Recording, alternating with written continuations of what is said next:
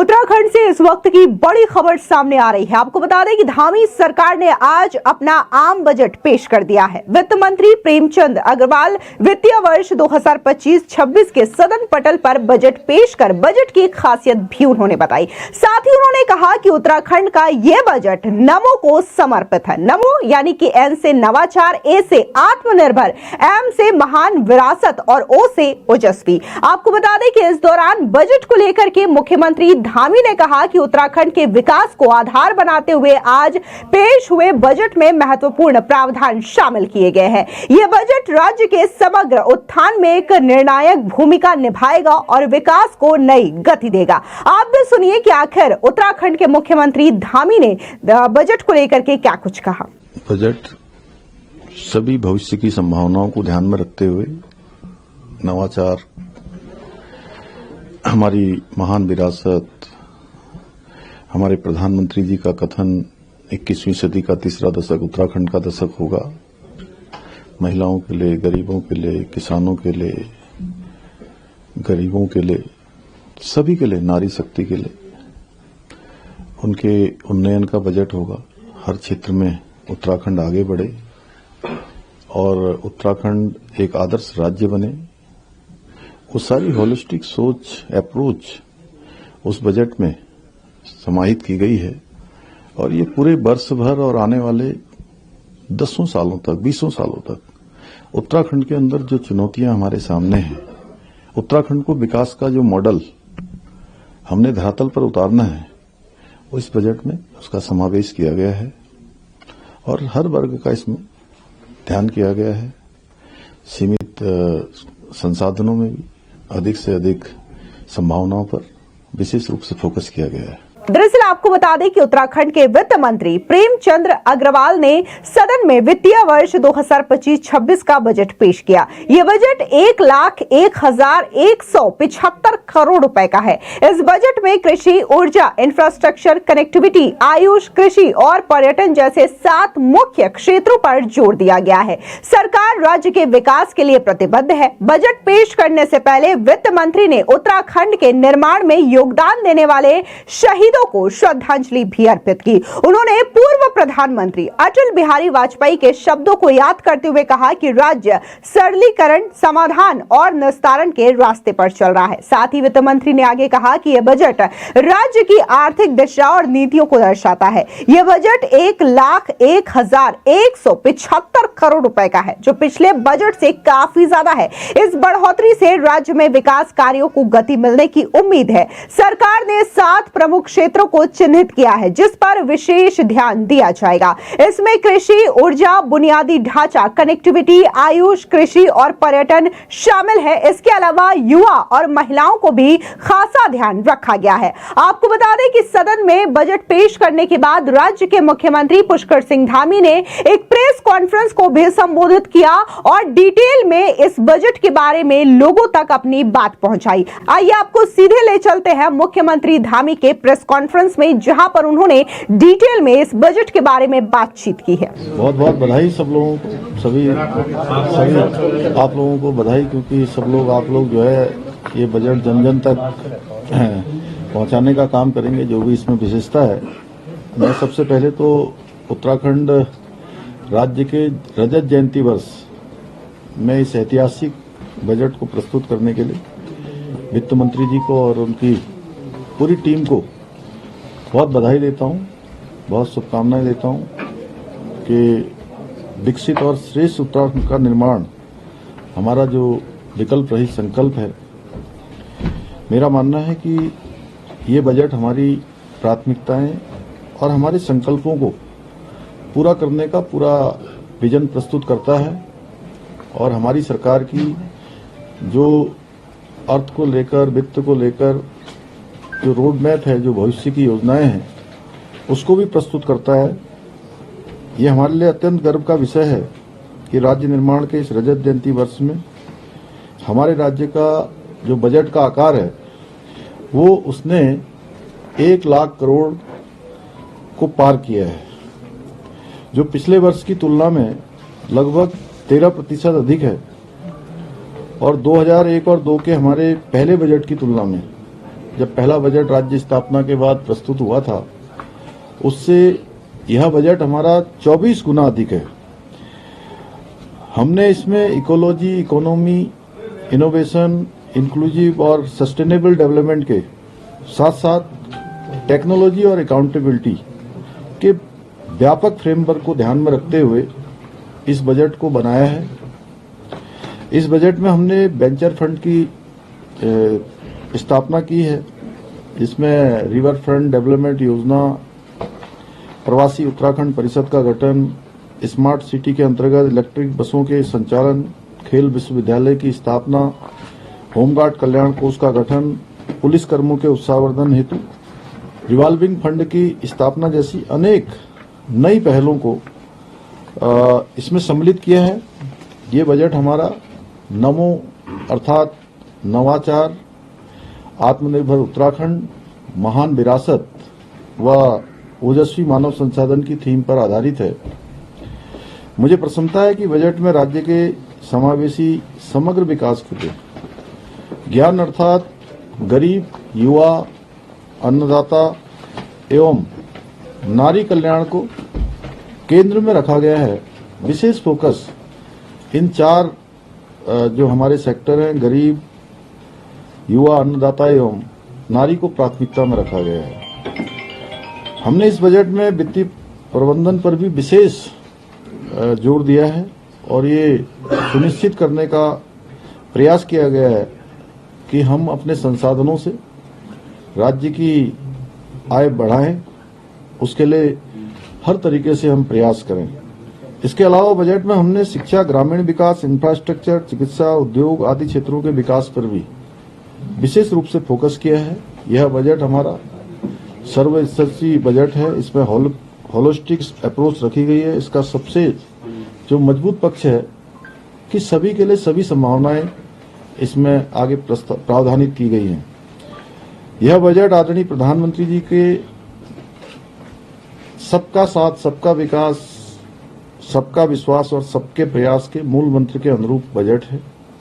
जैसा कि हमारे प्रधानमंत्री जी ने बाबा केदार के धाम से कहा था कि इस सदी का तीसरा दशक उत्तराखंड का दशक होगा, इसी को ध्येय लेकर हमने इस बजट में इस संकल्प की प्राप्ति के लिए इसमें प्रयास किए गए हैं, जो आने वाले समय में हमारे राज्य के विकास में एक मील का पत्थर साबित होगा। मैं इस लीक से हटकर बनाए गए बजट का अध्ययन करने का आप सभी से भी आह्वान करता हूं तथा जिससे जनता तथा इसके प्रावधानों को प्रचारित और प्रसारित किया जा सके।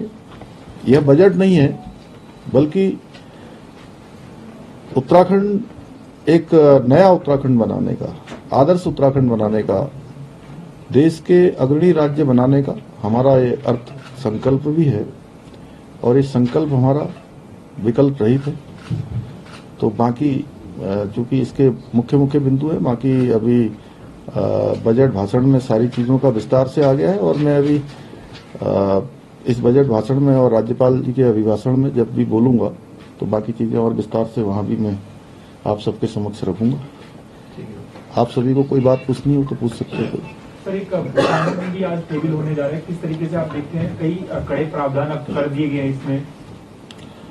भू कानून इस राज्य के लोगों की भावनाओं के अनुरूप उसको प्रावधानित किया गया है और लंबे समय से राज्य के लोग भू कानून की मांग करते रहे हैं, कानून की बात करते रहे हैं, कुछ प्रावधानों की बात करते रहे हैं। उसके लिए हमने पिछले सत्र में जो हमारा गैरसैंण में आयोजित हुआ था उसके बाद से लगातार जो हमारे हितधारक हैं, हमारे स्टेक होल्डर्स हैं, उन सभी के विचार लिए हैं। राज्यवासियों की सबके विचार जानने का हर तरह से प्रयास हुआ है, उनके सुझावों को भी लिया गया है। अनेक लोग जो हमारे राज्य के अंदर अनेक क्षेत्रों में काम जिन्होंने किया है, अनेक अनुभव प्राप्त किए हैं, विशिष्टताएं प्राप्त की हैं, उन सभी के साथ हमने भराड़ीसैंण में, गैरसैंण में भी हमने एक बैठक आयोजित की थी। राज्य के हमारे सभी जिलाधिकारियों ने अपने अपने जिलों में लोगों से सुझाव लिए थे और उनके जो सुझाव आए थे उन सुझावों के अनुरूप ये बनाया गया है और एक सशक्त भू कानून होगा जिससे कि राज्य की जो जमीनों के लगातार राज्य स्थापना के बाद लोगों को शंका, लोगों के मन में जो भी चीजें आई हैं आने वाले समय में उनका समाधान भी होगा और एक सशक्त भू कानून भी राज्य के अंदर आएगा। सर, भू कानून के साथ मूल निवास भी एक विषय था, इसको लेकर के सरकार किस तरह से सोच रही है सर आज? देखिए, हम चूंकि सभी विषयों पर सरकार जो है सकारात्मक रूप से सोचती है और ये मुद्दे भी इसीलिए हमारे सामने ही आते हैं। 24 सालों में ये पहली सरकार है जो हर मुद्दे पर सकारात्मक रूप से जन भावनाओं के अनुरूप काम करती है।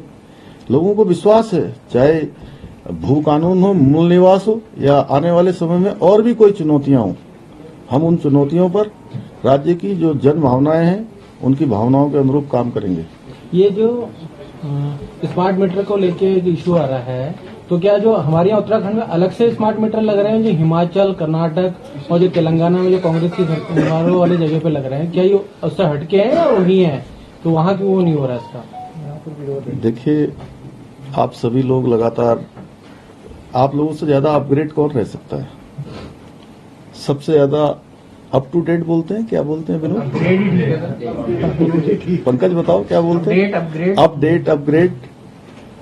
देखिए, पूरे देश के अंदर लाई गई योजना है और भारत सरकार के स्तर से ये योजना समस्त राज्यों में लागू की गई है, उसमें उत्तराखंड राज्य भी है।